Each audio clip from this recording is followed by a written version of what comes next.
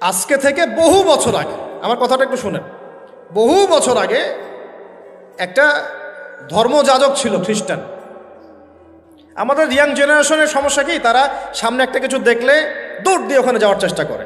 ওরা বুঝে না কিন্তু আসলে এটা আসলো কোত্থেকে, কে চালু করলো, কোত্থেকে আসলো, কি অবস্থা। ওটা 270 সাল কি 90 সালের কথা, অনেক আগের কথা। ওখানে একটা সেন্ট বলে এরা, যে সেন্ট মার্টিন আপনারা বলেন, এটাও একটা ধর্মযাজকের নামেই। আপনারা তো অনেকে জানেনও না যে সেন্ট মার্টিন দিবসও আছে। সেন্ট মার্টিনও কিন্তু দিবস আছে, প্রত্যেক ধর্মযাজকের নামে পশ্চিমারা দিবস তৈরি করছে আর কি। সেন্ট মার্টিন দিবস কবে জানেন আপনারা? 11 নভেম্বর। কত তারিখ? 11 নভেম্বর। তা ওটা আবার পালন করতে যায় না, বললাম যে বলতে চাই না, তা বলে ফেললাম।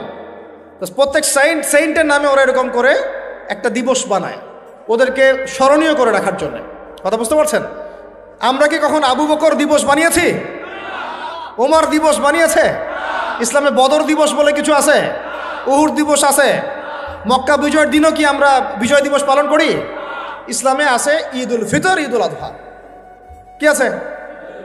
ঈদ উল ফিতর, ঈদ উল আজহা আছে। আমাদের আশুরা আছে, মুহররম আছে, ওখানে ইবাদত আছে।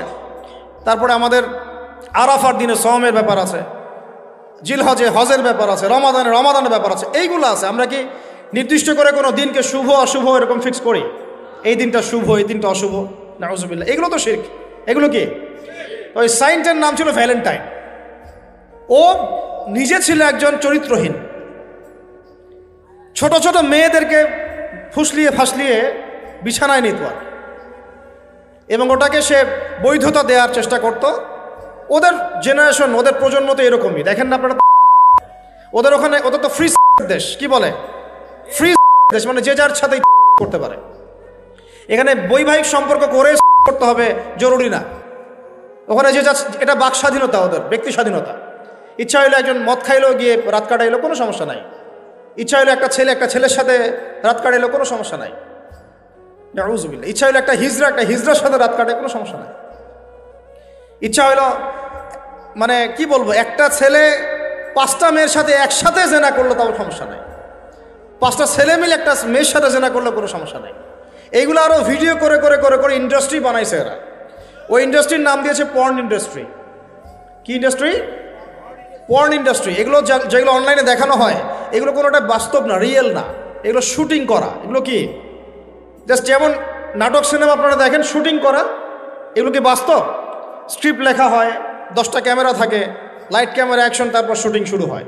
ঠিক পর্ন ইন্ডাস্ট্রিটা এরকম একটা ইন্ডাস্ট্রি, এটা কোনো রিয়েল কিছু না। ওইটা সারা দুনিয়ার মানুষকে এরকম বেহায়াপনা নগ্নতা ছড়িয়ে দিয়ে ইন্টারনেটের মাধ্যমে প্রত্যেকটা দেশে দেশে পুরা দুনিয়া ছড়াই দিল। এই হলো এই সভ্যতা। ওই সভ্যতার এই ছিল সাইন্ট বলা হয়, মানে সেন্ট, ধর্মযাজক। জেনা করতো, এর বৈধতা দেওয়ার চেষ্টা করতো। তো ওই সময়ে যে রাষ্ট্রপ্রধান ছিল, ওর নাম সম্ভবত ক্ল্যাডিয়াস না কি জানি হবে, আমার মনে নাই, অনেকদিন আগের পর। মেবি দ্বিতীয় ক্ল্যাডিয়াস হতে পারে, নামটা ভুলও হতে পারে, দেখে নিয়েন চেক করে। এ আবার ছিল একটু সৎ। এ দেখছে না, এগুলো তো চলবে না, এরকম ধর্মের নাম দিয়ে আপনি মেয়েদের সাথে এরকম করবেন, কি বলে নষ্টামি করবেন, এগুলো চলবে না। ওকে ধরে জেলখানায় ঢুকাইছে। জেলখানায় ঢুকানোর পরে একজন কারারক্ষী আছে, ওই কারারক্ষীর মেয়ে আবার অন্ধ, আর এ সাইন্ট আবার চিকিৎসকও ছিল, সে আবার ট্রিটমেন্টও করত, চিকিৎসকও ছিল। তো সে চিকিৎসা করে করে ওই মেয়েটার চোখ কিছুটা ভালো করে দেয়। পরে ওই মেয়ের সাথেও আবার জেনায় লিপ্ত হয়। এরপরে একে ফাঁসি দেওয়া হয়। এরও প্রায় 200 বছর পরে, 400 মনে হয় 90 সাল কি 93 সালের দিকে এসে ওই পরের জেনারেশনের কোনো এক রাজা, ওর নামও ভুলে গেছে, এগুলো মনে রাখতেও চাই না, আসলে মনে রাখার বিষয়ও নয়। সে এসে ওই দিবসটাকে চালু করলো, যে সে একটা খুব বড় মস্ত প্রেমিক ছিল, মহাপুরুষ ছিল, মহাপ্রেমিক ছিল, তাকে স্মরণ করে রাখা উচিত, স্মরণীয় করে রাখা উচিত। ওই সময় থেকে এই যে 14 ফেব্রুয়ারি ভ্যালেন্টাইন্স ডে চালু হয়েছে। এরপরে ইউরোপের মধ্যে, শোনেন, ইউরোপের মধ্যে কয়েকটা দেশ ছাড়া কেউই এটাকে গ্রহণ করে নাই। ইতালিতে এই ঘটনাটা ঘটছে, স্বয়ং ফ্রান্সও এটা অনেক সময় গ্রহণ করে নাই। ফ্রান্সে 1779 সালের দিকে, 1779 সালের দিকে ফ্রান্স সরকার এটাকে নিষিদ্ধ করছিল। ওরাই মানে নাই, অস্ট্রিয়া হাঙ্গেরি মানে নাই, জার্মানি মানে নাই। এরা বলছে এইসব নষ্টামি আবার দিবস পালন করার কি আছে। ওরা কিন্তু মুসলিম ছিল না, অমুসলিম, তারাই মানে নাই। তারপরে মধ্যপ্রাচ্যের অনেক কান্ট্রি তো মানেই নাই, পাকিস্তানও মানে নাই, ইন্দোনেশিয়াও এটা হারাম ব্যান করছে, অনেক কান্ট্রি এটাকে ব্যান করে দিয়েছে। শুধু দুইটা কান্ট্রির কথা বলবো। কয়টা বলেন? দুইটা কান্ট্রি। একটা নাম ব্রিটেন, ওই যে আপনারা লন্ডন যেতে চান যেখানে, আর একটা নাম হচ্ছে আমেরিকা। শুধুমাত্র ব্রিটেনই প্রতি বছর প্রায় 100 কোটি পাউন্ড খরচ করে এই দিবসটাকে জিয়ে রাখার জন্য এবং সারা বিশ্বটাকে ছড়ায় দেওয়ার জন্য। আর কত শুনবেন, এগুলো বলতে থাকলে এগুলো নিয়েই রাত পার করা যায়। মূল কথাটা হচ্ছে এটা আসলে থাকে, কিন্তু সভ্যতার অনেক বড় বড় রাষ্ট্র এটা গ্রহণ করে নাই, গ্রহণ করে নিয়েছে তোমরা যুবক ছেলেরা, যুবতী মেয়েরা গ্রহণ করলা, তোমরা যারা মুসলিম কান্ট্রির ছেলে মেয়েরা গ্রহণ করলা, তোমরা যারা আল্লাহ তোমাদেরকে মুসলিম পরিবারে জন্ম নেওয়ার তৌফিক দিয়েছিলেন। গ্রহণ করলো কারা? যারা উম্মতে মুহাম্মাদি বলে দাবি করে। চিন্তা করা যায়। আর বাংলাদেশে সুবহানাল্লাহ, বাংলাদেশে এটা কিন্তু ছিল না। 1993 সালের আগ পর্যন্ত এটা ছিল না। কত সাল বলেন? 1993 সালের আগ পর্যন্ত বাংলাদেশে এটা চালু হয় নাই। আপনারা হিস্ট্রি ঘাটেন, পড়েন যে কবে থেকে এটা শুরু হলো। 1993 সালে ওই সময় একটা পত্রিকা ছিল, সম্ভবত তার নাম জয় দিন, নাম শুনছেন? ওর একটা সম্পাদক ছিল, তার নাম হচ্ছে শফিক রহমান। কি রহমান? অনলাইনে ঘাটেন, দেখেন পাবেন। এ লন্ডনে থাকতো, ওখানে পড়াশোনা করছে, ওখানকার কৃষ্টি কালচার শিখে এসে 1993 সালে প্রথম বাংলাদেশের মাটিতে এইভাবে ঢাকঢোল পিটায় এই বিশ্ব ভালোবাসা দিবস চালু করা হলো, যার মধ্য দিয়ে এই কাজগুলো এখন হচ্ছে। কত সালে?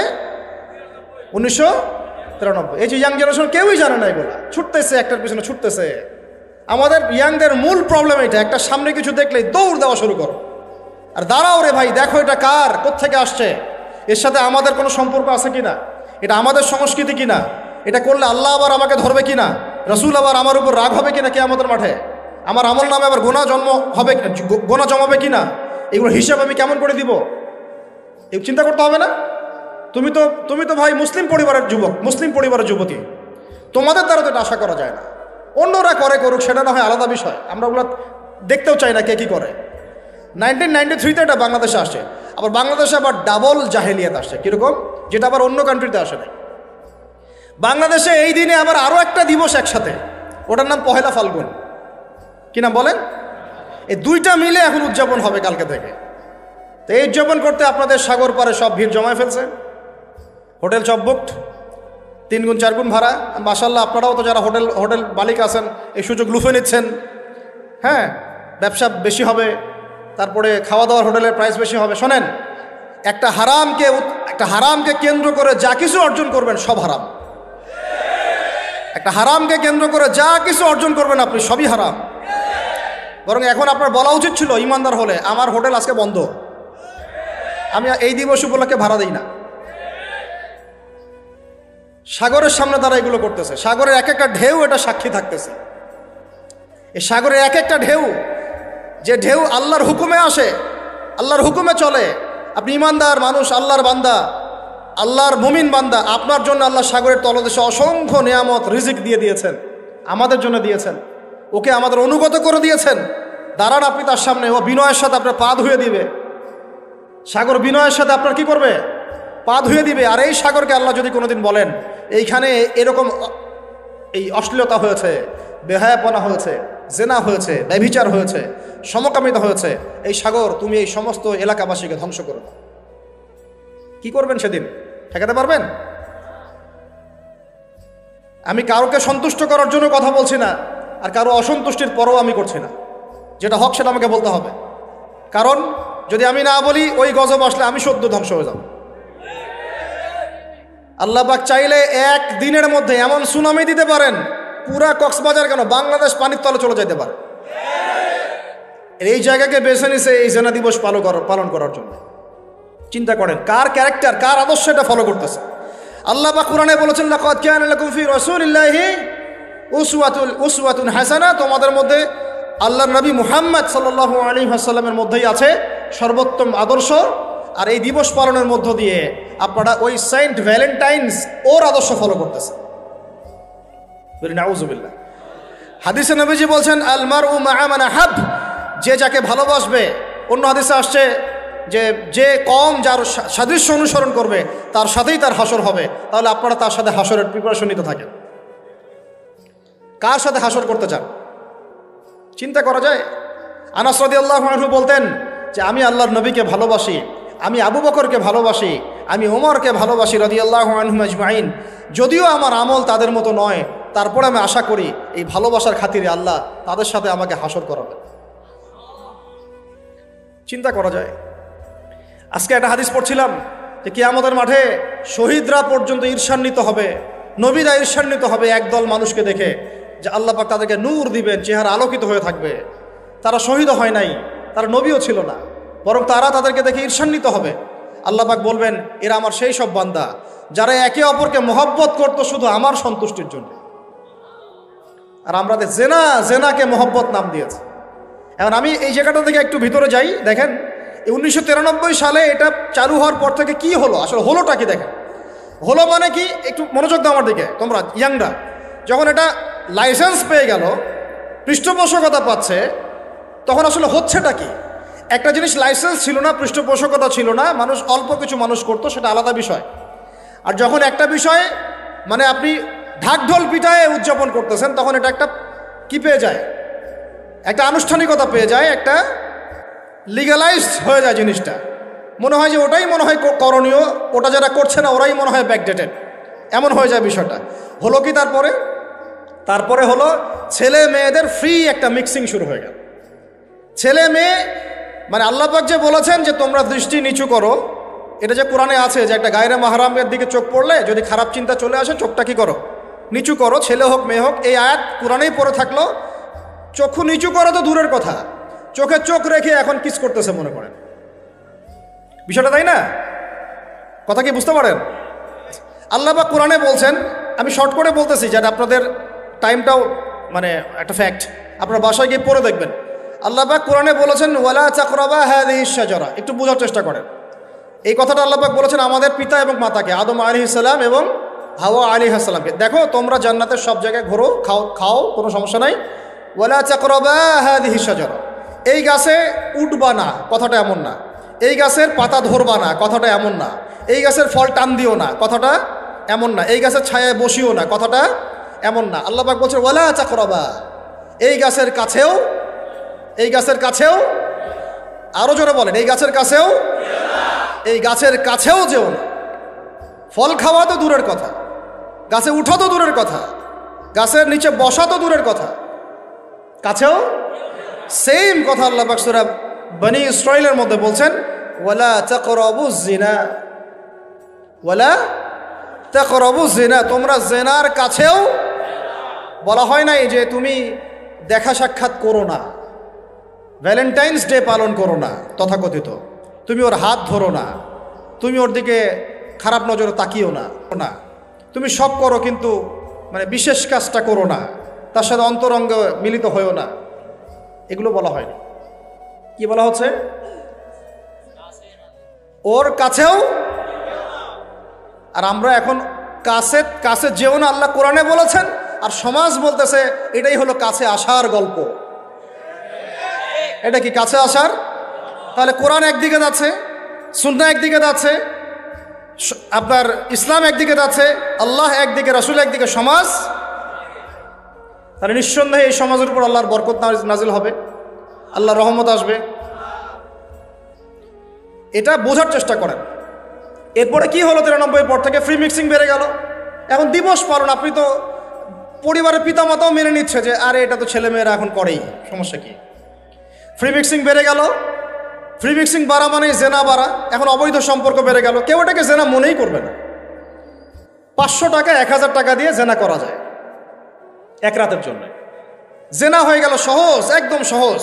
যেই জেনার কারণে সমাজে এমন মহামারী নেমে আসে, এমন রোগ নেমে আসে যেটা আগে কখনো ছিল না। কিছুই না, দেখেন সামনে আরো কি আসতেছে। ওটা তো কিছুই ছিল না।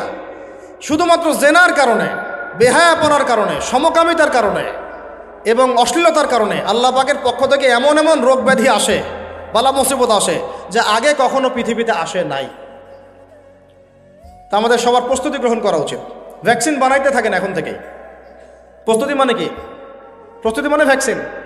প্রস্তুতি মানে এটা নিবে না যে এগুলো থেকে আমরা দূরে থাকি, তওবা করে ফিরে আসি, এটা ওদের কাছে প্রস্তুতি না। প্রস্তুতি মানে গজব আসুক, দেখা যাবে, ভ্যাকসিন নিব, তখন দেখা যাবে, সমুদ্রের ঢেউ আসুক, আশ্রয় কেন্দ্র বানাবো, ওখানে গিয়ে থাকবো, দেখা যাবে, সুনামি আসলে দেখা যাবে যে যে এলাকা উঁচু ওই এলাকায় সব মানুষকে গিয়ে রাখবো। আমাদের প্রস্তুতি এইটা না যে আমরা আল্লাহর হারাম থেকে ফিরে আসি, তওবা করি, আল্লাহ বরকত দিবে, রহমত দিবে, মাফ করে দিবে, এটা প্রস্তুতি না আমাদের। এটাই হচ্ছে আমাদের বুদ্ধির অবস্থা। এই বুদ্ধি নিয়ে আমরা দাবি করি আমরা বুদ্ধিজীবী, এই বুদ্ধি নিয়ে আমরা সমাজ চালাই, এই মাথা নিয়ে আমরা সমাজ চালাই। কে টিকতে পারছে? ফেরাউন টিকতে পারছে? নমরুদ টিকতে পারছে? কে টিকতে পারছে পৃথিবীতে? আদ জাতি, সামুদ জাতি, কওমে নূহ, কওমে শুআয়ব, কে টিকতে পারছে? এখনকার নব্য যারা ফেরাউন, নব্য নমরুদ, নব্য আবু জাহেল, এরাও টিকতে পারবে? কোশ্চিন কালো না। দেখেন তারপরে ফ্রি মিক্সিং বেড়ে গেল, প্রেমিক প্রেমিকা কপত কপতি, যুগল বিনিময়, যুগলবন্দি হচ্ছে। তারপরে জেনা বেড়ে গেল, পরকীয়াও বেড়ে গেল, জেনাও বেড়ে গেল, পরকীয়াও বেড়ে গেল। অথচ কোরআন বলছে জেনা করলে কোরআনের শাস্তি হচ্ছে 100 বেত্রাঘাত দিতে হবে। কতটা? আর ওইটা আপনি দিবস পালন করতেছেন এখন। আল্লাহ বলছেন এটা করলে 100 বেত্রাঘাত আর 1 বছরের জন্যে ওই এলাকা থেকে নির্বাসন। এটা কোরআন বলছে, সূরা নূরের আয়াত 2 নম্বর 3 নম্বর আয়াত। এটা বলছে কোরআন, কথা বলছে এটা। আর সমাজ বলতেছে আসো কাছে আসার গল্প, আরো জেনা কর। আল্লাহ বলছেন কাছেও যেও না, আমি বলছি এটাই কাছে আসার গল্প। এরপরে বললো পরকিয়া, এর সাথে আরো বিভিন্ন সিরিয়াল, হিন্দি সিরিয়াল, এইটা স্টার জলসা, জি বাংলা দেখে দেখে আমাদের একদম মাথাটা খারাপ হয়ে গেল। আর বাসায় বউ, বাইরে আরো 3টা 4টা, বাসায় স্বামী, বাইরে 3টা 4টা। এই সমস্যাটা রেয়ার না, অনেক বেশি বেশি ঘরে ঘরে ঢুকছে এটা। এখন ছেলে ছেলের সাথে জেনা করতেছে, এখন ছেলে ছেলেও ভ্যালেন্টাইন্স পালন করবে কালকে। নাউজুবিল্লাহ মিন যালিক, নাউজুবিল্লাহ মিন যালিক। এটা কওমে লূত, এটা কোন কওম? কওমে লূত। আল্লাহ পাক ওই কওমকে এরকম করে মাটি থেকে উপরে উঠিয়ে পাথর নিক্ষেপ করে সবগুলোকে থেতলা করে মাটিতে দাফন করে দিয়েছিলেন। এখনও আপনি গুগল সার্চ করে দেখেন, জর্ডানের ডেড সি, মৃত সাগর, ওই জায়গাটা ছিল, কওমে সাদুম ওখানে থাকতো, নিদর্শন সামনে পড়ে আছে। আর আমাদের নবীজি বলছেন তোমরা যদি সমকামী কাউকে পাও, আল্লাযী আমিলা আমালা কওমি লূত, যে কওমে লূতের আচরণ করেছে, ফাকতুলুল ফাইলা ওয়াল মাফউলা বিহি, তাহলে যে করেছে ওকে এবং যার সাথে করা হয়েছে দুইটাকে হত্যা করবা। কে বলেছেন? আপনার নবী, জি, যিনি সমাজ চালান তার নবী, যার হাতে সব অথরিটি আছে, আপনার নবী কথা বলেছেন। আপনি আপনার নবীর সামনে হাউজে কাউসারে কিভাবে দাঁড়াবেন এই ফিকির আপনি গ্রহণ করেন। আরো বলেছেন তিনি, উরজুমুনা আলা ওয়াল আসফালা মিনহুমা উরজুমুহুমা জামিআ, তোমরা সমকামী কাউকে পাইলে উপরে আছে যে আর নিচে যে আছে দুইটাকে এক রজম করে থেতলা করে হত্যা করে দিবে। এটা কি ব্যক্তির জন্য এই দায়িত্বটা বর্তায় না এটা উপরের লেভেলের দায়িত্ব? এই হলো আল্লাহর বিধান, রাসূলের বিধান, আর এই হলো সমাজ, এই হলো আমাদের অবস্থান। এরপরে আমরা দাবি করতেছি আমরা মুসলমান, আমরা মানে মরার সাথে সাথেই জান্নাতে চলে যাবো। নাউযুবিল্লাহ। চিন্তা করা যায়? আমরা দাবি করতেছি আমরা মুহাম্মদ সাল্লাল্লাহু আলাইহি ওয়াসাল্লামের উম্মত, আমরা তার হাতে হাউজে কাউসারও চাই, তার সুপারিশও মানে প্রত্যাশা করি, আর পুরো জীবনটা উপর থেকে নিচ পর্যন্ত তার বিরুদ্ধাচরণ করে চালাচ্ছি। এটা আমাদের দেশে 1993 থেকে শুরু হলো। তারপরে পরকীয়া এগুলো আরও বাড়তে থাকলো। এর উপর আবার একটা ব্যাপার আছে, এর উপর আবার ওই 90-এর দশক থেকে এই পর্নোগ্রাফিও ছড়ায় দেওয়া হলো সব জায়গায়। মানে ভিতরে ভিতরে ফোনে ফোনে ছেলেমেয়েরা পর্ন দেখতেছে। আমার কথাটা বুঝেন, রাত্রেবেলা ভিতরে ভিতরে মনে করেন ছেলেমেয়েরা পর্নোগ্রাফি দেখতেছে। বেশি ভালো সাজার প্রয়োজন নেই, সবারই চোখে কম বেশি এটা পড়েছে। যারা অনলাইনে ঢুকেছেন জীবনে একবার হলেও তার চোখেও পড়বে। এটা অনলাইনের ফিতনা, তাই না? পর্নোগ্রাফিও দেখতেছে। এদিকে পর্নোগ্রাফি দেখার মধ্য দিয়ে কি হয়, মানুষ পশু হয়ে যায়। একটা মানুষ যখন পর্নোগ্রাফিতে আসক্ত হয়, ওটা ছাড়া সে চলতে পারতেছে না, ওর সামনে আপনি 5 বছর 6 বছর একটা মেয়েকেও যদি দেন, ওকে ধর্ষণ করে রেখে দেবে। দেখেন, হ্যাঁ, কেন ধর্ষণ করলো 5 বছরের মেয়েটাকে? এটা কি সম্ভব? 5 বছর একটা মেয়ের সাথে কি মানে সেক্সুয়াল কোনো সম্পর্ক সম্ভব? ও কিভাবে করতে পারলো? বিকজ পর্ন দেখে দেখে ওটা মাথাটাও নষ্ট হয়ে গেছে। পর্ন যেটা করেছে, পর্নোগ্রাফি আর এই জেনাগুলো যেটা করেছে, সত্যিকারের ভালোবাসার সংজ্ঞাটাই পরিবর্তন করে দিয়েছে। সত্যিকারের ভালোবাসা মানে হচ্ছে দায়িত্ব, রেসপন্সিবিলিটি, বিশ্বাস, ভালোবাসার মানুষ ভালো থাকে এটা চাওয়া, তার উপর আমার জিম্মেদারি আছে, তাকে ভালো রাখা। ভালোবাসা মানে কি? স্বার্থ ত্যাগ করে তার স্বার্থ দেখা, তাই না? সম্মান। ভালোবাসার ডেফিনেশন কি? ভালোবাসা মানে কি? আমি আমার ওয়াইফকে ভালোবাসি, তার মানে কি আমি তার ইজ্জতের জিম্মাদার, তার দিকে চোখ তুলে কেউ খারাপ চোখে তাকাতে পারবে না। ভালোবাসি আমি তাকে, সে আমার, আমি তাকে অন্যের সামনে শো করতে পারবো না, সে আমার। ভালোবাসা মানে আমি তাকে বিশ্বাস করি, আমি তাকে কি করি? বিশ্বাস করি, তার প্রতি আমার আত্মবিশ্বাস আছে, কনফিডেন্স আছে। ভালোবাসা মানে আমি তাকে সম্মান করি, আমি তার সম্মান বুঝবো। তো পর্ন আর জেনা যেটা করলো, ভালোবাসার সংজ্ঞাটাই পরিবর্তন করে দিল। এরা ভালোবাসার সংজ্ঞা দিল, ভালোবাসা মানে হলো যৌনতা। ভালোবাসা মানে জাস্ট সেক্সুয়াল রিলেশনশিপ, আর কিচ্ছু না। এরা যদি একে অপরকে সত্যি ভালোবেসে থাকে, তাহলে আগামীকাল এদেরকে বলেন যে জেনা মুক্তভাবে বিয়ে করে ফেলো দেখি, এদের মধ্যে 80% এটা করবে না। কারণ তাহলে ভালো যদি এতই বাসো, তা হাতটা ধরিও না তুমি, আল্লাহ পাক হাত ধরতে নিষেধ করছেন। তুমি পরিবারের মাধ্যমে প্রস্তাব পাঠাও, মোহর ফিক্স করো, করে বিয়ে করো। ভালোবাসো যদি, তাহলে তাকে নিয়ে সন্তুষ্ট থাকো, তার সম্মানবোধ রক্ষা করো, তার দায়িত্ব নাও। তার কি নিবা? দায়িত্ব নাও। ভালোবাসার ডেফিনেশন চেঞ্জ করেছে এরা। একটা মেয়েকে ভালো তুমি যদি বেশেই থাকো ছেলেটাকে, তাহলে তুমি তার সাথে কিভাবে এভাবে হারাম জেনায় লিপ্ত হতে পারলা? তোমার তো বলা উচিত ছিল যে আমি একজন মুসলিম মেয়ে, আমি এসব জেনাতে যাব না, আমাকে যদি আপনি পছন্দ করেই থাকেন আমার বাবার কাছে প্রস্তাব পাঠান। সিম্পল। এরপর পরিবারের মাধ্যমে আহাদ হবে, তারপরে আমরা আক্ত হবে, সেখানে আমাদের মোহর থাকবে, সাক্ষী থাকবে, আল্লাহর কালিমা সাক্ষী রেখে আমরা বিয়ে করে ফেলব। এইগুলোর মধ্য দিয়ে ভালোবাসার ডেফিনেশন চেঞ্জ করে দেওয়া। ভালোবাসার মানে যেটা ছিল সম্মান, ওটার নাম হয়ে গেল এখন যৌনতা। যৌনতা ছাড়া কোনো কিছুতে তারা এখন বিশ্বাসী না। এই হোটেলে যে যৌনতাগুলো হবে, আপনারা প্রত্যেক মালিকের জিম্মেদার, বহন করতে হবে আপনাদেরকে। ভাবতেছেন আমি তো ভাড়া দিছি, ও কি করে করুক ভিতরে, না, আপনিও দায়ী আছেন, হিসাব আপনাকে দেওয়া লাগবে। ও তো দিবেই, আপনাকেও দিতে হবে। যারা এটাকে পেট্রোনাইজ করেছে, যে চালু করেছে, ওকে নিয়ে আমি এখন চিন্তিত। এগুলো স্টাডি করতে গিয়ে জানি নামটা আমার মাথায় আসছে, আমার মানে কলিজাটাই কাঁপা শুরু করছে। একটা জিনিস হচ্ছে আপনি একটা খারাপ কাজ নিজে করেন, মনে করেন নাউজুবিল্লাহ এক ভাই নিজে সুদ খায়, এটা তার ব্যক্তিগত পাপ, ঠিক আছে? এক ভাই ব্যক্তিগতভাবে গান শুনছে, ব্যক্তিগত পাপ। এক ভাই ব্যক্তিগতভাবে হয়তো কেউ নাউজুবিল্লাহ জিনা করেই ফেলছে, এটা তার কি?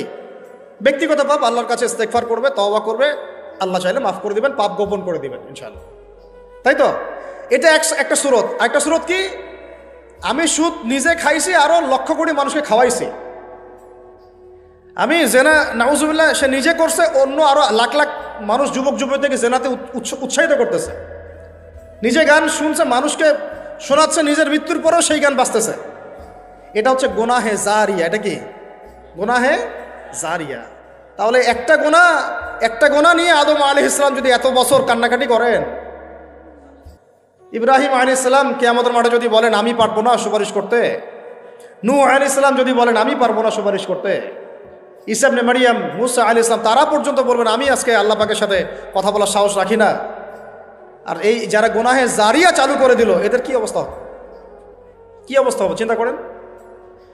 এভাবে ছড়ায় গেল ফ্রি মিক্সিং, ছড়ায় গেল ব্যভিচার, ছড়ায় গেল পর্নোগ্রাফি। এই পর্নোগ্রাফির মধ্য দিয়ে এরা আবার যখন পর্ন দেখে, বাইরে আবার স্কুল কলেজ বিশ্ববিদ্যালয়ে পড়াশোনা করে, ছেলে মেয়ে একসাথে পড়াশোনা করে না, বাসায় পর্ন দেখে, আবার সকালবেলা এসে স্কুল কলেজ বিশ্ববিদ্যালয়ে ছেলে মেয়ে একসাথে পড়াশোনা করে। তখন ওই যে পর্নোগ্রাফির যে পশুত্বটা, এটা ওর মধ্যে থেকে গেল। একটা মেয়েকে সে এখন চাচ্ছে জাস্ট ওর সাথে একটা সেক্সুয়াল সম্পর্ক করার জন্য। মুখে অনেক কথা বলতে পারে, ভালোবাসি, জীবন দিয়ে দিব, এইটা সেইটা, হাবি যাবি, বিয়ে করব, আসো আগে করি, আসো আমরা যৌন সম্পর্ক আগে করি, পরে না হয় বিয়ে করে নিব। অনেক কথা বললেও মূল উদ্দেশ্যটা হচ্ছে তার ভোগ করা। মানে আপনাকে আল্লাহর বান্দা থেকে একজন ভোগবাদী পশুতে পরিণত করা হলো। আল্লাহর বান্দা থেকে ভোগবাদী পশুতে পরিণত করা হলো। এভাবে একটা পুরো জেনারেশন 1993 থেকে নিয়ে 2024 একটা পুরো জেনারেশনকেই নষ্ট করে দেওয়া হয়েছে। মাস্টার প্ল্যানটা দেখছেন? ওদের মাস্টার প্ল্যানটা দেখছেন কি? কিভাবে 20 বছর ধরে একটা জেনারেশনকে নষ্ট করা যায়। আর আমরা যারা স্কুলে পড়তাম, কলেজে পড়তাম না, আমাদের সময় এগুলো হতো, তখন আমরাও এগুলো বুঝতাম না। আল্লাহ পাক আলহামদুলিল্লাহ আমাদেরকে এই জাহিলিয়াত থেকে বের হয়ে আসার তৌফিক দিয়েছেন। এই শুকরিয়াটা আমরা আদায় করে কিয়ামত পর্যন্ত শেষ করতে পারবো না। আর আমাদের দায়িত্ব অন্য ভাইদেরকে ফেরানো, বুঝানো, শেখানো, জানানো। ইনশাআল্লাহ আল্লাহ চান তো এই প্রজন্ম ফিরে আসবে ইনশাআল্লাহ। এই কথাগুলো সবার কাছে প্রচার করবেন। দেখেন তারপরে আরো পরকীয়া তো বেড়ে গেলই, জেনা বেড়ে গেল, পরকীয়া বেড়ে গেল। এখন বলতেছে বাক স্বাধীনতা, একটা ছেলের সাথে সম্পর্ক করতেই পারে, নাউজুবিল্লাহ। সে বলছে ভালোবাসার আবার লিঙ্গ কি? কয়দিন আগে বলতো ভালোবাসার আবার ধর্ম কি, এখন বলছে ভালোবাসার আবার লিঙ্গ কি, নাউজুবিল্লাহ। ভালোবাসার কোনো লিঙ্গ নাই। তুই যে বেটা পৃথিবীতে আসলি, তুই কি ছেলের মিলনের ফলে আসছিস? চিন্তা করেন তো কথাটা। ও যে এখন ওর বাবা মা নাই, ওকে আল্লাহ বাবা মার মাধ্যমে পৃথিবীতে পাঠান নাই। এই চিরায়ত আল্লাহর দেয়া সিস্টেমকে চেঞ্জ করে এখন ছেলেতে জেনা করা শুরু করতেছে, মেয়েতে জেনা করা শুরু করতেছে। বলতেছে ভালোবাসার আবার লিঙ্গ কি? কয়দিন আগে বলতেছিল ভালোবাসার আবার ধর্ম কি। মানে বৌদ্ধ, খ্রিস্টান, হিন্দু, মুসলমান সবাই একাকার হয়ে প্রেম করতেছে। আর একটা এজেন্ডা ভিতরে চলতেছে, আমি অনেকদিন খোলামেলা বলেছি, মুসলিম মেয়েদের ইজ্জত নেওয়ার একটা পায়তারা চলতেছে ভিতরে। মুসলিম মেয়েদেরকে ফুসলিয়ে ফাসলিয়ে প্রেমের ফাঁদে ফেলে ইজ্জত নষ্ট করে গর্ভে বাচ্চা দিয়ে চলে যাবে, এর নাম দিয়েছে লাভ জিহাদ। আপনারা এগুলো ঘাটাঘাটি করেন। মুসলিম মেয়েদেরকে খুব সতর্ক রাখবেন বাসায়। আপনার মেয়ে, আপনার বোন, আপনার স্ত্রী, এদেরকে খুবই সতর্ক রাখবেন। কোন অবস্থাতেই যেন এদেরকে এগুলো স্পর্শ করতে না পারে। একবার ইজ্জত চলে গেলে আর কোনোদিন ফিরে আসবে না ভাই। আরও তো কি বলতে গেলে তো এগুলো বললে শেষ করা যাচ্ছে না। এরপরে আবার আসছে এখন নতুন ফিতনা কি, যে না ভাই আমি মনে মনে ছেলে না, আমি মনে মনে আবার মেয়ে, নাউজুবিল্লাহ। বাইরে ছেলে, মনে মনে আবার মেয়ে। এরা আবার এখন কি করতেছে দেখতেই তো পারতেছেন কি হচ্ছে। এভাবে আরও একটা 10 বছর মেয়াদী পরিকল্পনা গ্রহণ করছে। 10 বছরে যেন বাংলাদেশে এদের সংখ্যা আরও বেড়ে যায়। 10 বছর, এই যে বললাম 1993 আগে যেমন জেনার হারটা একটু কম ছিল, কিছুটা হলেও কম ছিল, যতদিন থেকে এইসব দিবস পালন করা শুরু হলো জেনা বেড়ে গেল। ওই যে 20 বছর 25 বছরে এই জায়গায় আসলো। এখন যদি এইভাবে চলতে থাকে, আগামী 20 বছর পর কোন জেনারেশন আসবে আল্লাহ ভালো জানে। আর তখন এই বাংলাদেশের উপর কোন গজব আসতে পারে আল্লাহ পাক ভালো জানে। আল্লাহর গজব চলে আসলে কোনো ন্যাটো আর কোনো জাতিসংঘ আর কোনো পশ্চিমা সভ্যতা আর কোনো মিত্র রাষ্ট্র কেউই বাঁচাতে পারবে না, কেউ না। এই সহজ কথাটা আমরা বুঝতে চেষ্টা করতেছি না। আল্লাহ পাক আমাদেরকে তওবা করে ফিরে আসার তৌফিক দান করে। এইগুলো চলতেছে। অথচ সবচেয়ে বেশি ভালোবাসেন, মহব্বত করেন আমাদেরকে আমাদের রব। কে ভালোবাসে আমাদেরকে? আল্লাহ ছাড়া আসলে ভালোটা বাসেই বাকে। আমরা যে পবিত্র সম্পর্কের কথাও বললাম, এই যে স্বামী স্ত্রীর সম্পর্ক, স্বামী স্ত্রীর মধ্যে মহব্বত, পবিত্র সম্পর্ক, এটা হালাল, বৈধ। আল্লাহ পাক বৈধতা দিয়েছেন, কারণ আমাদের প্রবৃত্তির চাহিদা আছে। এই চাহিদা পূরণের জন্য আল্লাহ পাক আমাদেরকে হালালভাবে বিয়ে করতে বলেছেন। সমাজ বিয়েটাকে কঠিন করে ফেললো আর জেনাটাকে সহজ করে ফেললো। বিয়ে কঠিন হয়ে গেল, এরা এখন বিয়ে করতে পারবে না চাইলে। 21 বছর না 20 বছর বয়স হলে সে বিয়ে করতে পারবে না। 20 বছর একটা ছেলে আগামীকাল এই তথাকথিত ভালোবাসা দিবস পালন করতে পারবে, জেনা করতে পারবে। কেউ বলার কিছু নাই, কেউ বলার নাই, কেউ দেখার নাই। চলছে, মানে এভাবেই চলছে। সমুদ্রের পানিতে ভেসে গেছি আমরা। একটা মেয়ের বয়স 17 বছর, সে কালকে জেনা করবে। অগণিত মেয়ে কালকে 17 বছরের মেয়ে জেনা করতে পারে, আল্লাহ হেফাজত করুন। কিন্তু এ এখন বিয়ে করতে পারবে না। বিয়ে করতে গেলে সমস্যা। তাহলে চিন্তা করেন, পয়সার এক পিঠ যদি আপনি দেখান, অপর পিঠ দেখতে হবে। এক পিঠে যদি এই সমস্যা হয়, অপর পিঠে কী পড়তে সেটা দেখতে হবে, আমাকে বুঝতে হবে। বিয়ে কঠিন হয়ে গেল, জেনা সহজ হয়ে গেল।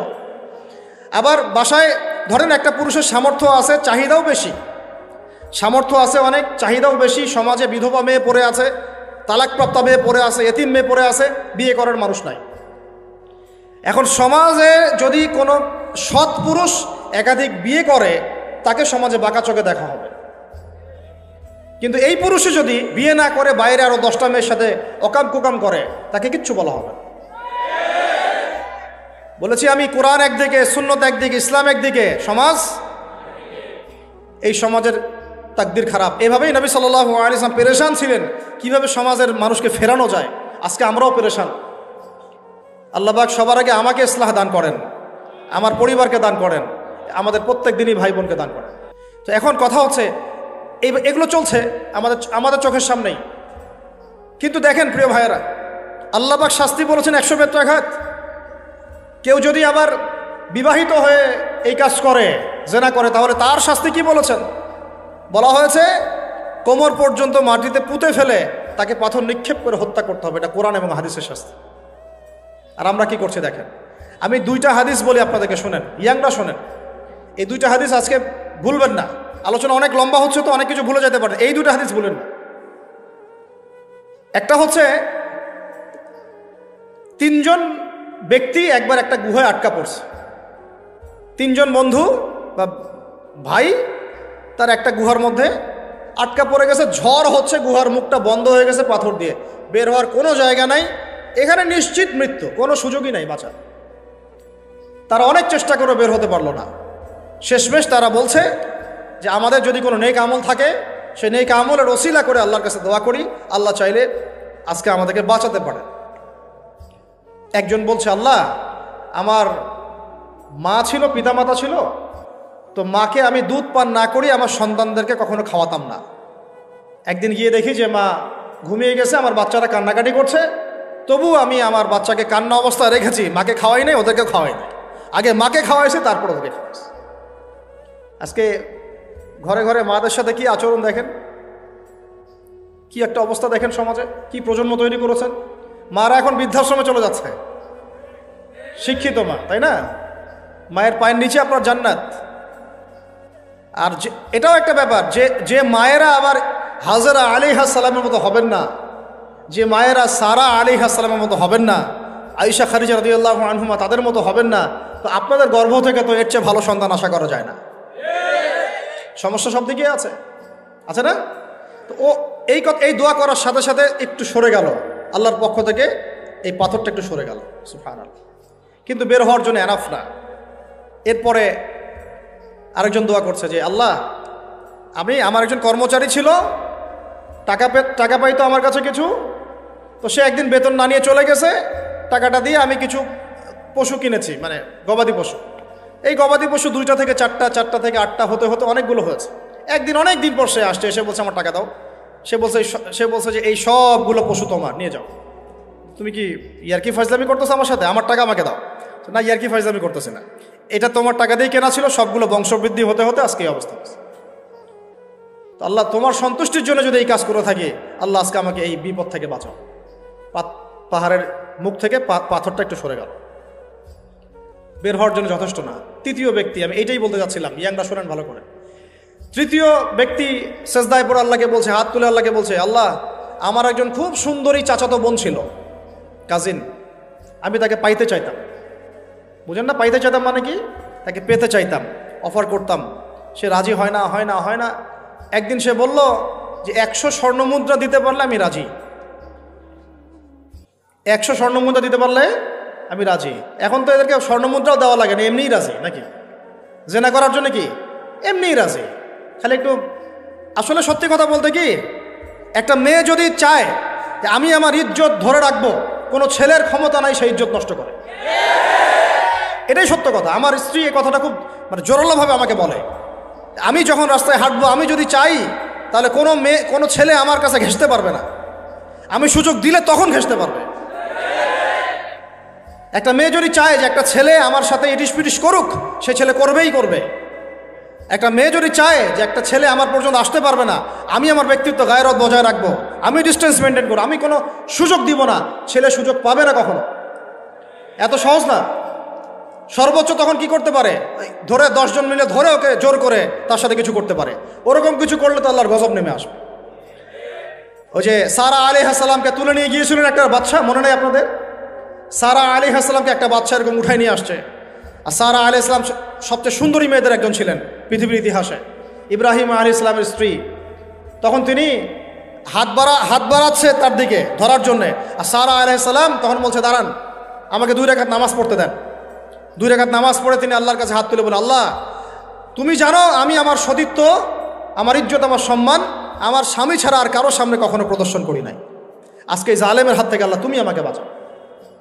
ওই দিকে ইব্রাহিম আলাইহিস সালামও নামাজে দাঁড়িয়ে গেছে। ওই জালেম বাদশা যখনই হাত বাড়ায় হাত অবশ হয়ে যায়, মাথা ঘুরে পড়ে যায়। 3বার 4বার চেষ্টা করেছে, তারপর পারে নাই। শেষে বলেছে তোমরা আমার কাছে কাকে নিয়ে আসছো, নিয়ে যাও একে আমার সামনে থেকে। পরে উল্টা হাজারা আলাইহিস সালামকে হাদিয়া সহ দিয়ে পাঠিয়ে দিছে। একটা মেয়ে চাইলে তার ইজ্জত সম্মান এভাবে রক্ষা করতে পারে। তোমরা জেনায় ছেলেরা লিপ্ত করেছে কারণ তোমরা চেয়েছো বলেই করতে পারছো। তুমি ফিতনা না ছড়াতা, তুমি বেহায়ের মতো বাইরে বের না হতা, তুমি তোমার চুল খোলা না রাখতা, তুমি তোমার পোশাক ঠিক রাখতা, তোমার কথা ঠিক রাখতা, তোমার কথার মধ্যে মানে শক্তি রাখতা, মিষ্টি মিষ্টি প্রলোভন দিতা না, বাইকের পিছনে বসতা না, চটপটি ফুচকা খাইতা না, এখানে ওখানে আড্ডা মারতা না, কোনো ছেলে তোমার কাছে আসতে পারতো না। তোমরা এই কাজ করেছো, ছেলে আসতে পেরেছে। আপনারা তো কিছু হইলে ছেলেদেরকেই দোষ দেন। ছেলেরা তো এমনি আকর্ষিত হবেই। আমি একজন ছেলে হিসেবে বলতেছি এটা না তো বিষয়টা। একটা ছেলের ফিতরত এটা যে তার কাছে সবচেয়ে সুন্দর মনে হবে একটা মেয়েকে। এটা একটা ছেলের ফিতরত, স্বভাব ধর্ম, এটা চুম্বকের মতো আকর্ষণ করবে।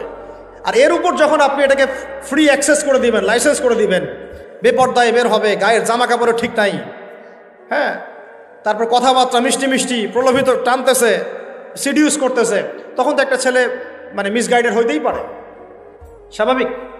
ছেলেরও দোষ আছে, কিন্তু অবশ্যই এখানে মেয়েরও দোষ আছে। আমরা তো অনেক সময় ঢাকা শহরে দেখি রাত 10টা 12টা বাজতেছে, আমরা মাহফিল করে যাচ্ছি, কোনোদিন বাসায় ফিরতে 1টা 2টা 3টাও বাজে, রাত 3টার সময় ছেলে মেয়ে বাইকে করে ঘুরতেছে ঢাকা শহরে। ওই মেয়েটার কি বাসায় বাবা নাই, ভাই নাই, কোনো স্বামী বা কেউ নাই, মাহারাম কেউ নাই? তো আমরা সুযোগ দিচ্ছি বলেই তো আমাদের ঘর পর্যন্ত ঢুকতে পারছে। সবার আগে মেয়েদেরকে শক্ত হইতে হবে। আর মেয়ের বাবা যারা, আমি তো নিজেও মেয়ের বাবা, আমরা বাচ্চাদের সাথে সময় কাটাই আর ভাবি যা কী যে হবে ভবিষ্যতে আল্লাহ ভালো জানেন, কিভাবে মেয়েকে মানুষ করব, কিভাবে সতীত্ব রক্ষা করবে আমাদের মেয়েরা, যা চলতেছে। যাই হোক, ওই জায়গায় আসেন, ওই ছেলেটা তখন 100 স্বর্ণমুদ্রা অর্জন করেছে, কষ্ট করে আর্ন করেছে, যে আপনাদেরকে বলে যে নিজের পায়ে দাঁড়াও তারপরে তোমার সাথে রাজি। সে অনেক কষ্ট করে 100 স্বর্ণমুদ্রা অর্জন করে মেয়ের কাছে গিয়েছে, চাচাতো বোনকে বলেছে যে স্বর্ণমুদ্রা নাও, এখন বলো তুমি রাজি না রাজি না। সে মেয়ে বলছে হ্যাঁ ঠিক আছে। তো এখন দুজনের মধ্যে যা হওয়ার তাই হচ্ছে, অ্যাডাল্ট আপনারা সবাই বুঝেন। কিন্তু এখন মূল যে কাজটা, স্বামী স্ত্রীর যে মূল মিলন, এই মিলনটা করার জন্যে সেই ছেলেটা বসছে। হাদিসের মধ্যে আসছে এভাবে, 2 পায়ের মাঝখানে বসে পড়ছে ছেলেটা, এখনই জাস্ট শুরু করবে। তখন ওই মেয়েটা বলে উঠছে যে হে আল্লাহর বান্দা, আল্লাহকে ভয় করো, আমি আমার সতীত্ব কখনো নষ্ট করি নাই, তুমি আল্লাহকে ভয় করো।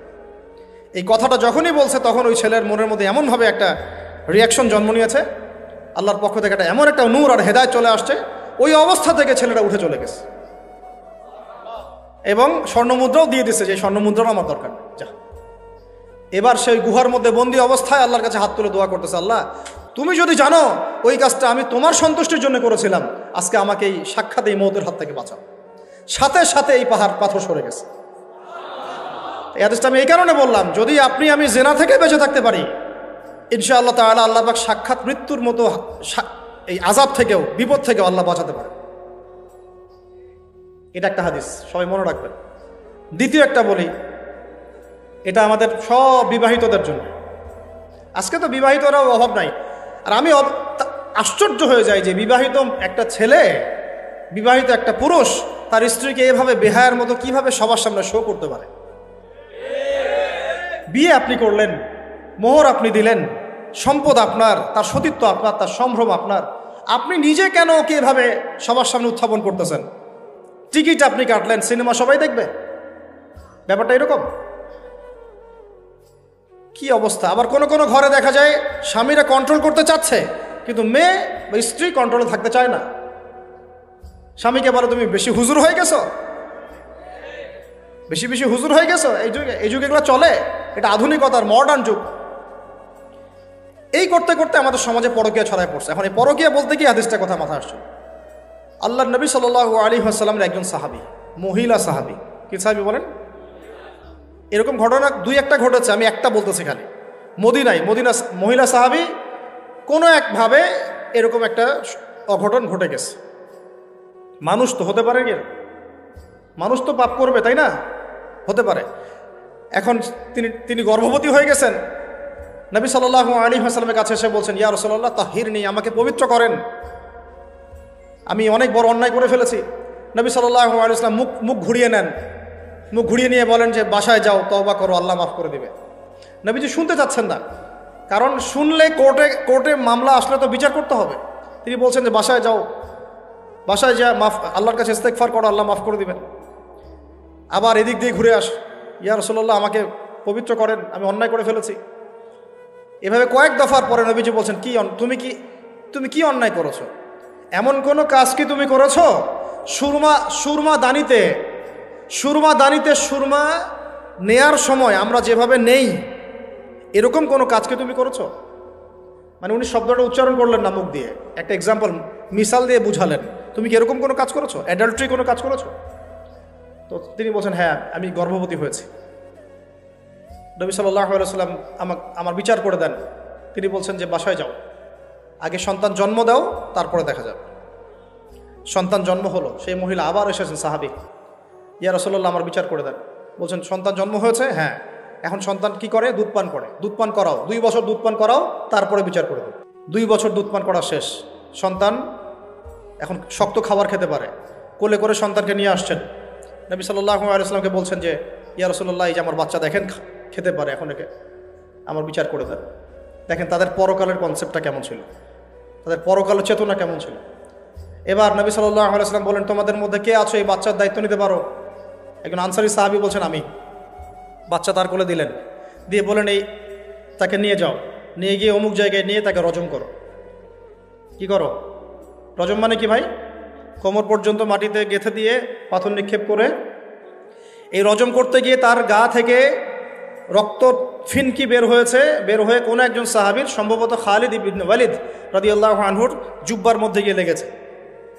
তখন তিনি কিছুটা তাচ্ছিল্যের স্বরে একটা বাক্য প্রয়োগ করেছেন যে ছি, এটা কেমন হলো? হ্যাঁ, মানে কিছু বলেন নাই, জাস্ট একটা রিয়াকশন দিয়েছেন যে এত। নবী সাল্লাল্লাহু আলাইহি ওয়াসাল্লাম এই কথাটাই বলতে চাচ্ছি আমি। তিনি বলেছেন, হে খালিদ, তুমি থামো, তুমি তাকে এভাবে করো না, আন্ডারস্টিমেট করো না। এই নারী এই অপরাধ করার পরে যে পরিমাণ ইস্তেগফার করেছে, আল্লাহর কাছে তওবা করেছে, তার একার তওবা যদি মদিনাবাসীর মধ্যে ভাগ করে দেওয়া হয় তাও কম হবে। এই ঘটনা একটা ঘটেছে, আরেকজন সাহাবীর সাথে ওই ঘটনা ঘটেছে, পুরুষ সাহাবী। নবীজি বলেছেন, তোমরা তাকে তাচ্ছিল্য করো না, কারণ আমি দেখছি সে এখন জান্নাতে সাঁতার কাটতেছে। আর আমরা এই যে পরকিয়া, দেখেন পরকিয়া করলে, পরকিয়ার মাধ্যমে কেউ যদি ব্যভিচার করে ফেলে, নাউযুবিল্লাহ, তাহলে এই পৃথিবীতে বাঁচার অধিকারটা সে হারায় ফেলে। পৃথিবীতে কি হয়? বাঁচার অধিকারটা সে হারায় ফেলে। ঠিক কেউ যদি সমকামিতা করে, এই পৃথিবীতে বাঁচার অধিকারটা সে হারায় ফেলে। নবীজি স্ট্রেট বলেছেন, ফাকতুলুল ফাইলা ওয়াল মাফউলা বিহি, যে করবে যার সাথে করা হবে দুটাকেই হত্যা করে ফেলো।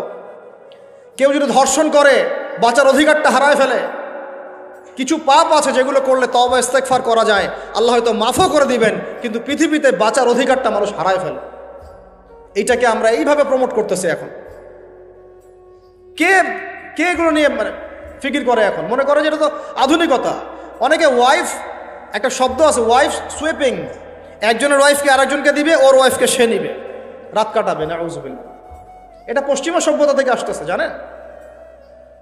চোখ কান খোলা রাখেন। আমরা নিজেরা অনেক ধার্মিক সাজার চেষ্টা করতেছি, কিন্তু সমাজটা নষ্ট হয়ে যাচ্ছে। এটাকে সংস্কার করার দায়িত্ব আমাদের। এর উপরে তো আবার বাণিজ্য আছে, মানে এটা তো বাণিজ্যিক একটা প্ল্যাটফর্ম হয়ে গেল। যত বেশি পারো বাণিজ্য করো।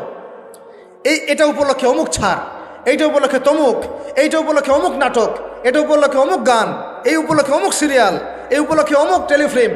এই যে বাণিজ্য, এগুলো কিন্তু কর্পোরেট জগতে যারা থাকে, এই কর্পোরেট সেকশনে মানুষের একটা বাণিজ্য, একটা দিবসকে কেন্দ্র করে বিশাল একটা বাণিজ্য করে আপনার ঈমান আমল কোথায় যায়? যাক, ওর পকেটে টাকা আসলেই হইল। আল্লাহ রাব্বুল আলামিন আমাদের সবাইকে এই চলমান জাহেলিয়াতগুলোর বাস্তবতা বোঝার তৌফিক দান করেন। অনেক কথা ভাই, বলতে গেলে অনেক কথা, আর একদিনে আর কথা বলবো। আমরা দোয়া করি আল্লাহ পাক কক্সবাজার এলাকায় এমন একটা দিনের মার্কাজ আমাদেরকে করার তৌফিক দান করেন, যেখান থেকে ইনশাআল্লাহ দিনের আলো পুরা কক্সবাজার সহ পাহাড়ি পার্বত্য এলাকা ছড়িয়ে পড়বে ইনশাআল্লাহ। সমাজ সংস্কার না করতে পারলে আমরা বাঁচতে পারবো না। আপনাদের মধ্যে যাদের সামর্থ্য আছে, কেউ জমি দিয়ে হলে সাহায্য করেন, কারো যদি সামর্থ্য থাকে অর্থ দিয়ে হেল্প করেন, কারো বুদ্ধি আছে বুদ্ধি দিয়ে পরামর্শ দিয়ে সহযোগিতা করেন। দিনের স্বার্থে, আল্লাহর জন্যে, তার রাসূলের দিনকে টিকিয়ে রাখার স্বার্থে, সমাজের জাহিলিয়াতগুলো দূর করার স্বার্থে দিনই মার্কাজগুলো প্রতিষ্ঠা করার কোনো বিকল্প নাই। অযথা একদিনের মাহফিল দিয়ে আমি আসলাম চলে গেলাম, 1 বছর আপনার সাথে আমার দেখা নাই, আপনি সমাজ সংস্কার করতে পারবেন না। এভাবে দিন কায়েম হয় না। ইকামতে দিন অনেক কঠিন বিষয়। প্রত্যেক দিন প্রত্যেক রাতের মেহনতের উপর দাঁড়ায় থাকবে ইনশাআল্লাহ। আল্লাহ পাক আমাদেরকে এই বেহায়া দিবসকে বর্জন করার তৌফিক দান করুন, থেকে আল্লাহ আমাদেরকে বাঁচায় রাখে। আল্লাহ রাব্বুল আলামিন আমাদের সবাইকে যেন এই জেনা, ব্যভিচার, পরকিয়া, তারপরে সুদ, মাদক, সমস্ত ফিতনা থেকে আল্লাহ আমাদেরকে হেফাজত করেন। আমাদের এই যুবক যুবতীদেরকে আল্লাহ পাক খাস করে এই চলমানে জাহিলিয়াতগুলো থেকে হেফাজত করেন। প্রত্যেক পরিবারের কর্তা সতর্ক হয়ে যান। প্রত্যেক পরিবারের যে ভাই আছেন, যে বাবা আছেন, সতর্ক হয়ে যান। আপনার পরিবারটাকে আপনি শক্ত হাতে দমন করেন, কঠোরভাবে, দেখবেন ইনশাআল্লাহ অ্যাটলিস্ট আপনার ঘরটা পবিত্র রাখেন। সবাই যার যার পরিবারের দায়িত্ব নেই, ইনশাআল্লাহ দেখবেন সমাজ ঠিক হয়ে গেছে ইনশাআল্লাহ। আমার স্ত্রীকে আমি এসব করতে দিব না, ওর ক্ষমতা আছে করবে, করলে ওকে আমি তালাক দিয়ে রেখে দেব, শেষ, সোজা কথা। ও আমরা এইভাবেই কথা বলি বাসায়, এক কথায় চলবা, এক কথায় উঠবে, এক কথায় বসবা, দ্বিতীয় কথা যেন বলতে না হয়। আমি আমার পরিবারকে ঠিক করলে কেন আমার স্ত্রী বাইরে যাবে, কিভাবে যাবে? আমি বলতেছি না যে সে বাইরে যাইতে পারবে না, প্রয়োজনে তার প্রয়োজন পূরণ করতে পারবে না, এমন তো না বিষয়টা। বেপর্দায় এভাবে যাবে কেন? বেপর্দায় ফিতনার মধ্যে কেন যাবে? আমার মেয়ে, আমি জন্ম দিলাম, আমি বড় করতেছি, আমি খাওয়াই, আমি খাওয়াই বলতে কি আমরা উপার্জন করি, আমরাই খেতে খাওয়াই নাকি? আমরা ওসিলা না রিজিকের, আমরা কামাই রোজগার করে নিয়ে আসি।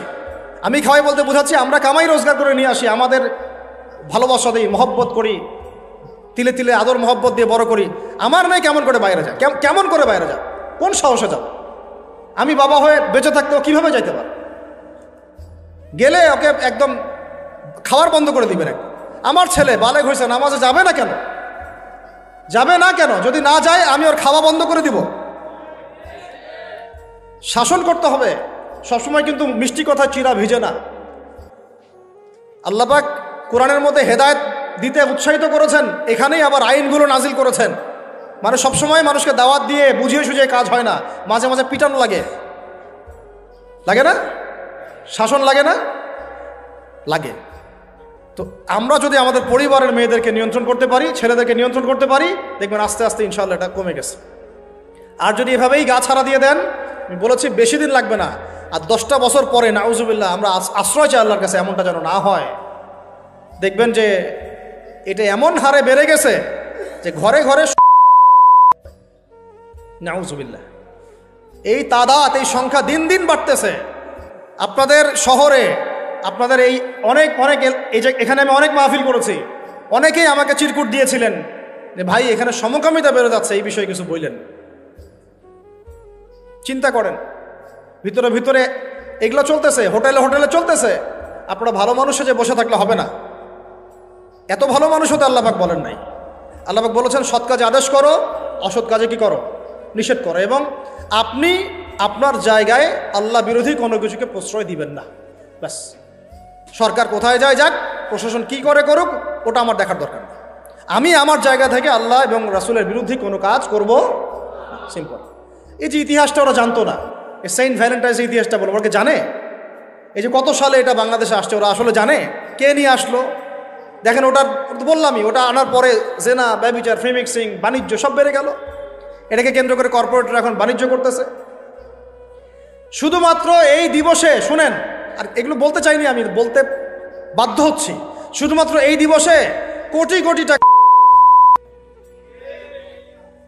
জানেন? এটা শুধু কয়েকটা কান্ট্রির পরিসংখ্যান। সারা বিশ্বের পরিসংখ্যান দিলে তো আপনার চোখ কপালে উঠে যাবে।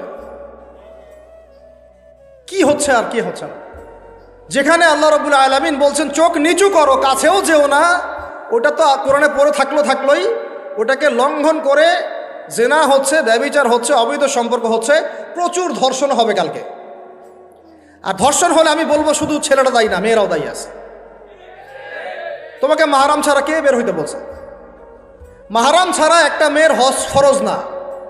মনে করেন আপনার ঘরে একজন মহিলা আছেন যার মাহরাম নাই, তার উপর হজই ফরজ হয় নাই। তো মাহরাম ছাড়া যার হজই ফরজ হয় না, তাকে মাহরাম ছাড়া এভাবে হোটেলে একটা ছেলের সাথে বাইকে যেতে কে বলছে? বলেন, মাহরাম ছাড়া একটা মেয়ের সফর জায়েজ নাই, হজও জায়েজ নাই, হজ করার দরকারই নাই, সে ঘরে থাকবে, ওইটাই তার জন্য বেশি গুরুত্বপূর্ণ, ওটাই হুকুম আল্লাহ পাকে।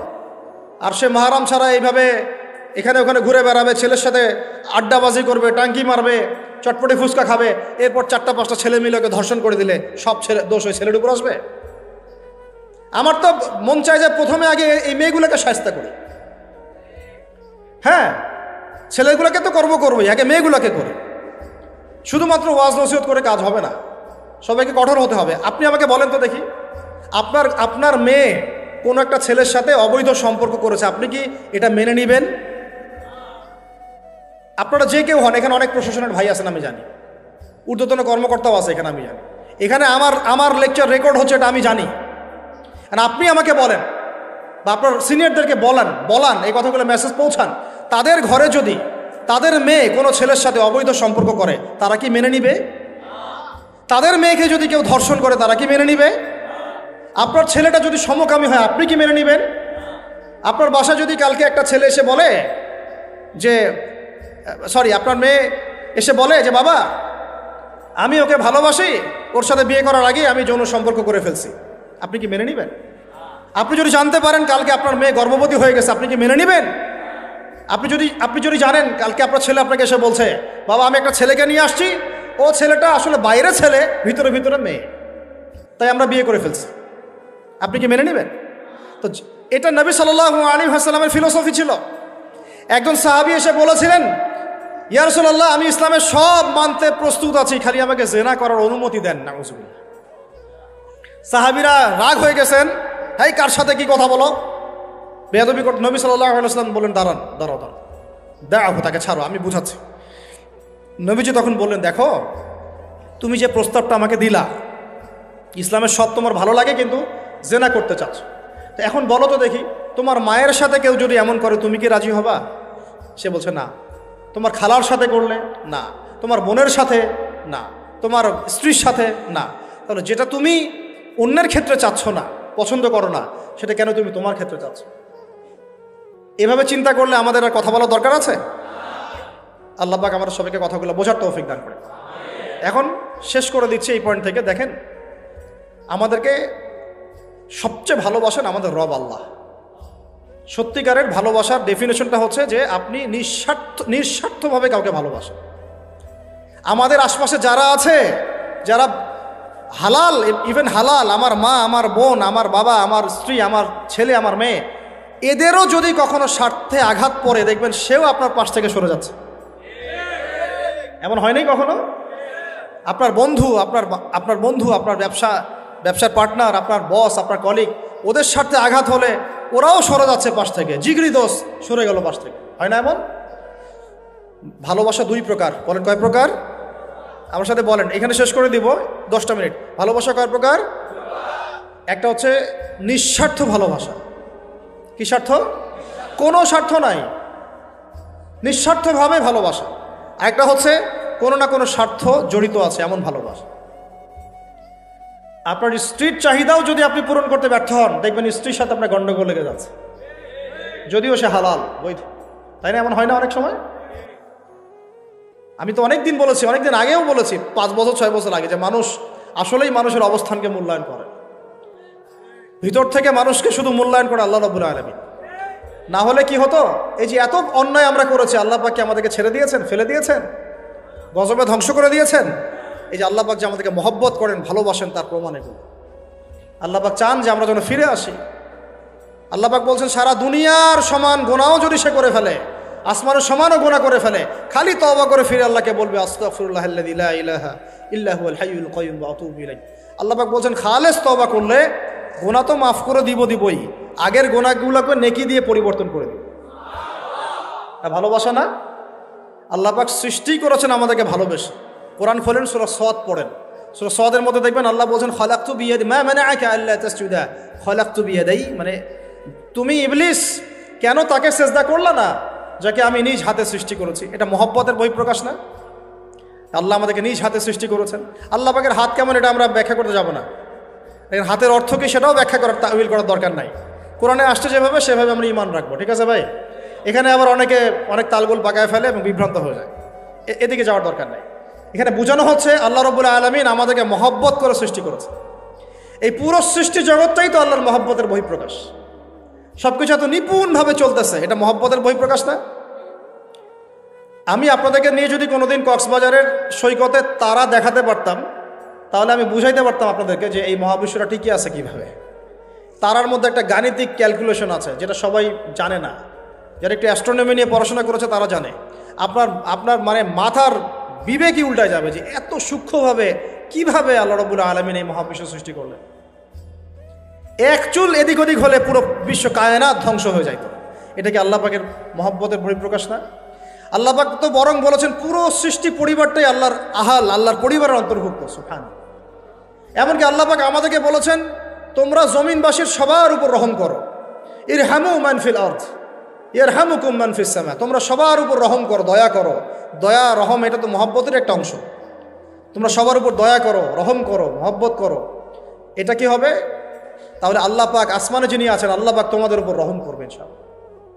আমরা সেই মহান সত্তার ভালোবাসার থেকে বের হয়ে হারাম এই যৌন ভালোবাসার দিকে যাওয়ার চেষ্টা করছি। আসলে এটা ভালোবাসা না, যৌনতা, এর দিকে যাওয়ার জন্য এইসব করছি। আল্লাহ পাক আমাদেরকে মাফ করে যেন হেদায়েত দান করেন।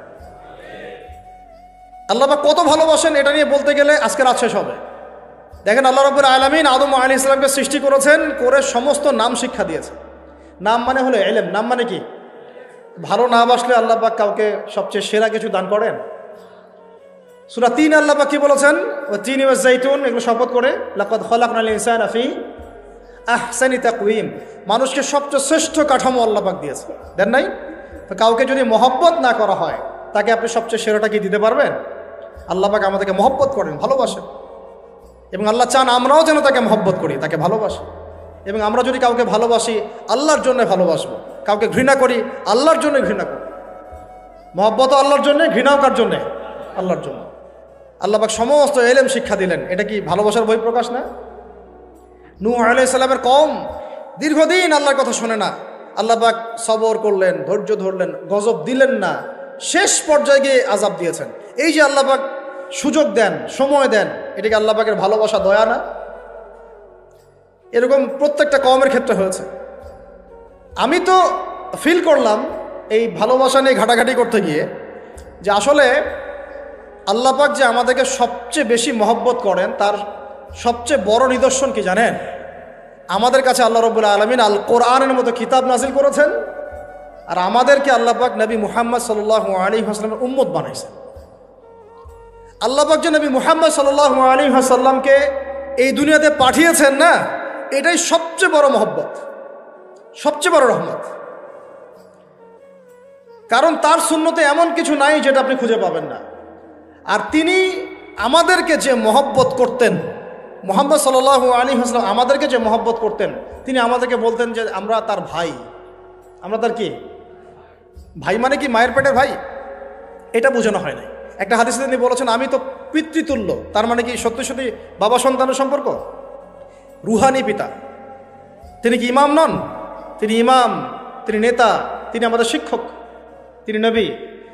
তো তিনি আমাদেরকে যে মহব্বত করতেন, তিনি একদিন বলছিলেন নবী সাহাবীদের সামনে, কাশ আমি যদি আমার ভাইদেরকে দেখতে পেতাম। সাহাবীরা বলছেন ইয়া রাসূলুল্লাহ আমরা কি আপনার ভাই না? তখন নবীজি বলছেন না, তোমরা আমার সাহাবী, আমার ভাই তারা যারা আমাকে না দেখেই আমার প্রতি ঈমান নিয়ে আসবে। আর তিনি আমাদেরকে মহব্বত করেন না? তিনটা দোয়া করার সুযোগ দিয়েছেন আল্লাহ পাক প্রত্যেক নবীকেই, সব নবীকে। এই অনেকে বলে 1,24,000, কেউ 2,24,000 বলে, সংখ্যাটা কত আল্লাহ ভালো জানেন। প্রত্যেক নবীকে আল্লাহ পাক 3টা দোয়া করার সুযোগ দিয়েছেন। কয়টা ভাই? সবাই দুনিয়াতেই 3টা দোয়া করে ফেলছে। নবী সাল্লাল্লাহু আলাইহি ওয়াসাল্লাম স্পেশাল একটা দোয়া, ভুল বললাম, এখানে একটু ভুল হয়ে গেছে। 3টা দোয়া না, প্রত্যেক নবীকে আল্লাহ পাক একটা দোয়া করার চান্স দিয়েছে। কয়টা ভাই? এমন একটা দোয়া যেটা করলে আল্লাহ পাক কবুল করবেনই করবেন। করলে আল্লাহ পাক কি করবেন? অবশ্যই কবুল করবেন। নবী সাল্লাল্লাহু আলাইহি ওয়াসাল্লাম বলছেন যে সমস্ত নবী এই দোয়াটা পৃথিবীতে করে ফেলেছে, তো আমি এই দোয়াটাকে মুলতবি রেখেছি যে কাল কিয়ামতের মাঠে আমি আমার উম্মতের জন্য সুপারিশ করবো ইনশাআল্লাহ। এবং নবী সাল্লাল্লাহু আলাইহি ওয়াসাল্লামের সুপারিশে বহু কবিরা গুনাহগার মুসলমান যারা জাহান্নামের ফয়সালা হয়ে গেছে তাদেরকে আল্লাহ পাক কিছুটা শাস্তি ভোগ করালে হলেও আবার জান্নাতে নিয়ে আসবে ইনশাআল্লাহ। তো তিনি আমাদেরকে মহব্বত করেন না? করতেন না? চিন্তা করে তাহলে আমরা তার দিনকে কি মহব্বত করলাম, আমরা তার হুকুম হাকামের বিধিবিধান সুন্নতের কি মহব্বত করলাম, চিন্তা করেন। একটা হাদিসে নবীজি স্পষ্ট করে বলছেন এটা আমাদের জন্য একটা কষ্টি পাথর। এটা একটা কি কষ্টি পাথর। তিনি বলছেন লা ইউমিনু আহাদুকুম, তোমাদের মধ্যে কেউ মুমিন হইতে পারবে না। কি হইতে পারবে না? মানে প্রকৃত মুমিন হইতেই পারবে না তোমরা। হে আমার উম্মত, তোমাদের মধ্যে কেউ প্রকৃত মুমিন হইতেই পারবে না যতক্ষণ না হাত্তা আকুনা আহাব্বা ইলাইহি মিন ওয়ালিদিহি ওয়ালাদিহি ওয়ান নাসি আজমাইন, যতক্ষণ না আমি মুহাম্মদ সাল্লাল্লাহু আলাইহি ওয়াসাল্লাম তোমাদের কাছে নিজের কি সন্তান, নিজের বাবা মা এবং সমস্ত মানব জাতির থেকে বেশি প্রিয় না হচ্ছে। হাদিসটা আবার বলি, নবীজি বলছেন কেউ ততক্ষণ পর্যন্ত প্রকৃত মুমিন হতে পারবে না যতক্ষণ না আমি মুহাম্মদ সাল্লাল্লাহু আলাইহি ওয়াসাল্লাম তার কাছে তার সন্তান, তার পিতা, এমনকি সমস্ত মানব জাতি থেকে বেশি প্রিয় না হচ্ছে। আর আমরা যারা আগামীকালকে এইটার প্রিপারেশন নিয়েছি, আসলে কি আমাদের কাছে নবী প্রিয় বেশি না আমাদের দুনিয়ার স্বার্থ বেশি প্রিয়? যারা এগুলো করবে তাদের কাছে কি সত্যিই নবী প্রিয়? তাহলে তারা করতে পারতো না। যদি নবী আমাদের কাছে সবচেয়ে বেশি প্রিয় না হয়, আমরা মুমিন হতে পারছি না। আর যাদের কাছে নবী প্রিয় তারা কখনো এমন হারাম কাজে যেতে পারবে না। যারা যাচ্ছে তারা কখনোই নবীকে ভালোবাসে না, কোশ্চিনকালেও না। শোনেন, উমর রাদিয়াল্লাহু আনহুর নাম শুনেন নাই? বললে অনেক কথা ভাই, অনেক কথা, কোনটা রেখে কোনটা বলি। উমর রাদিয়াল্লাহু আনহু একদিন এসে বলছেন খলিফাতুল মুসলিমিন, মুসলিমদের তিনি খলিফা, জান্নাতের সুসংবাদপ্রাপ্ত 10 জন সাহাবীর একজন। জান্নাতের সার্টিফিকেট পেয়েছেন পৃথিবীতে কয়জন সাহাবী? একটা হাদিসে একসাথে 10 জন, ওই 10 জনের অন্যতম একজন, যিনি এমন শাসন ব্যবস্থা পৃথিবীতে প্রতিষ্ঠা করেছিলেন যার মতো মিসাল এখন পর্যন্ত পৃথিবীতে আর দেখা যায় নাই। একটা হাদিসে আসছে যে রাস্তা দিয়ে ওমর হাঁটে ওই রাস্তা দিয়ে শয়তান হাঁটে না। কি বুঝলেন? শয়তান যদি দেখে ওই যে ওমর, ও আর ওই যাবে না ওই রাস্তা। এই হচ্ছে ওমর ইবনুল খাত্তাব। আমার পরে কোনো নবী নাই, নবীজি বলছেন আমার পরে কোনো নবী নাই, লা নবী বাদি, আমার পরে কোনো নবী নাই। যদি হতো তাহলে ওমর হতো, যদি হতো তাহলে ওমর হতো। অন্য একটা হাদিসে আসছে আমার পরে কোনো নবী নাই, তবে তুমি আমার, এটা অন্য সাহাবী সম্পর্কে, আলী ইবনে আবি তালিব সম্পর্কে, তুমি আমার জীবনে তেমন মূসার জীবনে হারুন ছিল যেমন। এটা হচ্ছে আলী ইবনে আবি তালিব। তো এখানে কথা হচ্ছে উমর রাদিয়াল্লাহু আনহুর মতো মানুষ নবীর কাছে এসে বলছেন সাল্লাল্লাহু আলাইহি ওয়াসাল্লাম, ইয়া রাসূলুল্লাহ ওয়াল্লাহি লা উহিব্বুক, আল্লাহর কসম করে বলছি আমি আপনাকে অনেক মহব্বত করি, ইল্লা মিন নাফসি, আমার নফসের চেয়ে বেশি না। মানে আমি আমার জানের চাইতে আপনাকে বেশি মহব্বত করি না। কথা কি বুঝতে পারতেছেন কি? মানে আমি আপনাকে অনেক মহব্বত করি ইয়া রাসূলুল্লাহ, সব কিছু থেকে বেশি মহব্বত করি, কিন্তু আমার নিজের জানের চেয়ে বেশি না। নবী সাল্লাল্লাহু আলাইহি ওয়াসাল্লাম বলছেন লা ইয়া ওমর, এখনো মুমিন হওনি ওমর। কাকে বলছেন? কাকে বলছেন? জান্নাতের সার্টিফিকেট প্রাপ্ত একজন মানুষকে। লা ইয়া ওমর, এখনো হওনি। তখন নবী সাল্লাল্লাহু আলাইহি ওয়াসাল্লামকে তিনি একটু পরে আবার বলছেন, এখন থেকে আপনি আমার কাছে সবচেয়ে বেশি প্রিয় সব কিছু থেকে, এমনকি আমার নফসের থেকেও বেশি প্রিয়। তখন নবীজি বলছেন এখন তুমি মুমিন হলে। তাহলে যারা আমরা নবীর সুন্নতের খেলাফ এইসব অপসংস্কৃতি, নোংরামি, জেনা, ব্যভিচার, কনসার্ট, নাটক, সিনেমা, পরকিয়া, এইসব তথাকথিত ভালোবাসা দিবস, এই জেনা দিবসগুলো পালন করছি, আমরা কি আসলেই নবীকে ভালোবাসি? আমরা কি সত্যি আল্লাহকে ভালোবাসি? আল্লাহ পাক আমাদেরকে বোঝার তৌফিক দান করে না, জাহিলিয়াত থেকে ফিরে আসার তৌফিক দান করে। এরকম প্রচুর ঘটনা। ভালোবাসা তো এগুলোর নাম। ভালোবাসা কাকে বলে জানেন? সাহাবীরা বাসায় যেতেন, আবার দৌড় দিয়ে আসতেন নবী সাল্লাল্লাহু আলাইহি ওয়াসাল্লামের চেহারাটা একটু দেখার জন্য। এটা না ভালোবাসা। আপনারা যদি ওমরা করতে যান, হজ করতে যান, দেখবেন বারবার আপনার নবীর রওজায় গিয়ে সালাম দিতে মন চাইবে, যে আরেকবার দেখা করে আসি, আরেকটু দেখা করে আসি, আরেকবার সালাম দিয়ে আসি। ভালোবাসা, কোনো স্বার্থ আছে এখানে? নবী সাল্লাল্লাহু আলাইহি ওয়াসাল্লাম কি আমাদের কাছে কোনো স্বার্থ দাবি করেছেন? আল্লাহ করেছেন। এগুলো ভালোবাসা। এই ভালোবাসা হলো প্রকৃত ভালোবাসা। আর এগুলো যেটা চলছে এটা হচ্ছে যৌনতা। এগুলো কি চলছে? যৌনতা। ভালোবাসার নাম দিয়েছে এখন যৌনতা। এগুলো ভালোবাসা না, এগুলো পাশবিকতা, প্রবৃত্তির দাসত্ব। প্রবৃত্তি মানে মন যা চাই তাই করতে চাচ্ছে। আপনার মন চাইছে একটা মেয়ের সাথে রাত কাটাবেন, এটাকে আপনি ভালোবাসা নাম দিলেন, কিন্তু এটা হচ্ছে ভালোবাসা না, এটা কি প্রবৃত্তি, পশুত্ব, দাসত্ব, পশুত্বের দাসত্ব করছেন। আল্লাহ পাক আমাদেরকে কথাগুলো বোঝার তৌফিক দান করেন। এরকম সাহাবীরা কত ত্যাগ করেছেন। তালহা রাদিয়াল্লাহু আনহুর নাম শুনেন না অনেকেই। নবী সাল্লাল্লাহু আলাইহি ওয়াসাল্লাম উহুদ যুদ্ধের দিন সংকটময় একটা অবস্থায় ছিলেন।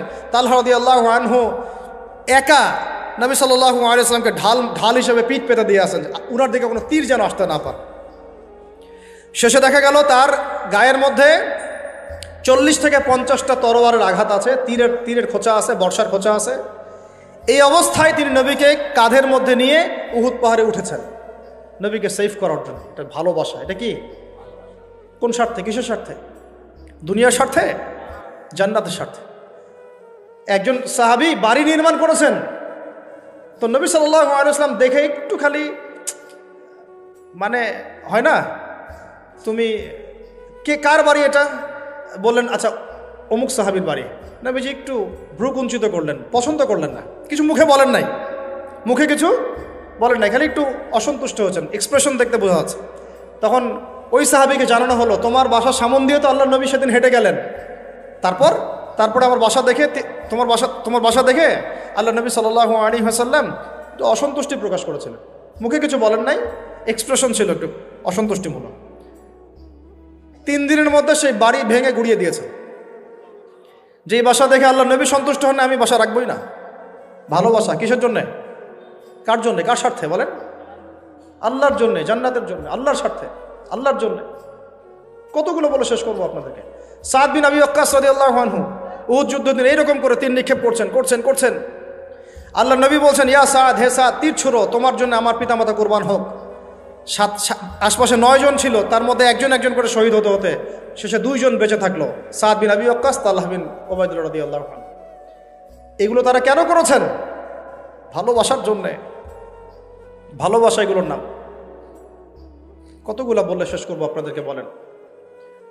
নবী সাল্লাল্লাহু আলাইহি ওয়াসাল্লামের কাছে একজন সাহাবী আসেন ইসলাম কবুল করতে এসে হাতের মধ্যে কিছু বালা আংটি থাকে না, এগুলো ছিল, এগুলো খুলে ফেলে দিয়েছেন নবী সাল্লাল্লাহু আলাইহি ওয়াসাল্লাম, খুলে ফেলে দিয়েছেন।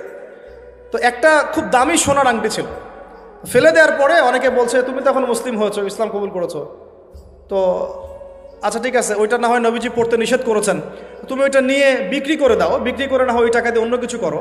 উনি বলছেন, কখনো না, আমার হাত থেকে আল্লাহ নবী খুলে একটা জিনিস ফেলে দিয়েছেন, আমি সেটা আবার নিতে যাব? কিসের জন্য এগুলা? এটা ভালোবাসা, মহব্বত। আল্লাহ পাক এটাই কোরআনে বলছেন যে কুল, আপনি হে নবী আপনি বলে দিন, ইন কুনতুম তুহিব্বুন আল্লাহ, তোমরা যদি আল্লাহকে মহব্বত করেই থাকো, আল্লাহকে সত্যিকার অর্থে ভালোবেসেই থাকো, ভালোবাসা দাবি করেই থাকো, ফাত্তাবিউনি, তাহলে নবীর আনুগত্য করো, ইউহিব্বুকুমুল্লাহ, তখন আল্লাহ তোমাদেরকে ভালোবাসবে, ওয়া ইয়াগফির লাকুম যুনুবাকুম, তোমাদের সব গুনাহ আল্লাহ মাফ করে দিবেন, আল্লাহু গফুরুর রহিম। এই হলো ভালোবাসা। ভালোবাসা মানে কি? ভালোবাসা মানে হচ্ছে আসসামু ওয়া তাআ, আমি নবী এবং আল্লাহ এবং তার রাসূলের কথা শুনবো এবং আনুগত্য করব, শুনবো এবং এর নাম ভালোবাসা। শুনবো, আনুগত্য করব, তাহলে আমরা কি শুনবো, কি আনুগত্য করব? আমাদেরকে প্রথমে কোরআন পড়তে হবে, কোরআনের অনুবাদ জানতে হবে, কোরআন অনুযায়ী জীবন করতে হবে, 5 ওয়াক্ত নামাজ পড়বো ইনশাল্লাহ, হালাল খাবো, যাকাত দিব, রমজানে সওম রাখবো, নবীর সুন্নাহ অনুযায়ী জীবনযাপন করব, এবং সুন্নাহ বিরোধী, কোরআন বিরোধী, ইসলাম বিরোধী কোনো কাজে আমি লিপ্ত হব না। এই তো ভালোবাসা। এই ভালোবাসা যদি বহিঃপ্রকাশ ঘটাতে আমরা ব্যর্থ হই, নিজেও ধ্বংস হব, পরিবারও ধ্বংস হবে, আমাদের পরের প্রজন্মও ধ্বংস হবে, সমাজও ধ্বংস হবে। আল্লাহ পাক আমাদেরকে বোঝার তৌফিক দান করে না।